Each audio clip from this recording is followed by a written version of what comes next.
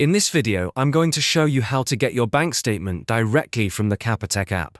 It's a really simple process, and as long as you follow along step by step, you'll have your statement ready in just a few minutes.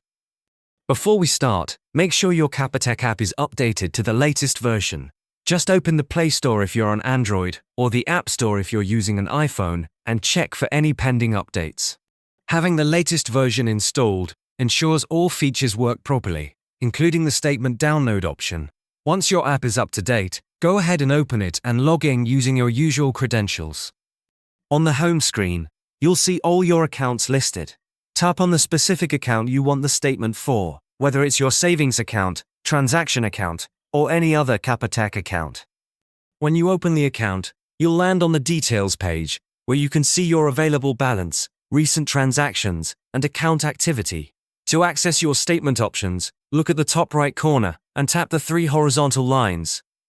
This will open a small menu. Inside this menu, select the option that says Email Statement. Once you tap it, you'll see multiple choices for your statement period. You can choose the last 30 days, the last 90 days, or you can set a specific custom date range, up to 90 days max.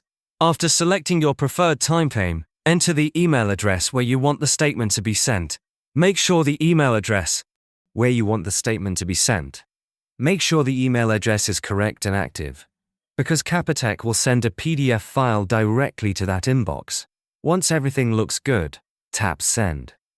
Few seconds or minutes depending on your email provider, you'll receive a PDF document that includes your full bank statement, your personal details, transactions, balances, everything you selected. You can download it, print it, or forward it anywhere you need. And that's it. That's how you get your bank statement from the Capitec app quickly and easily.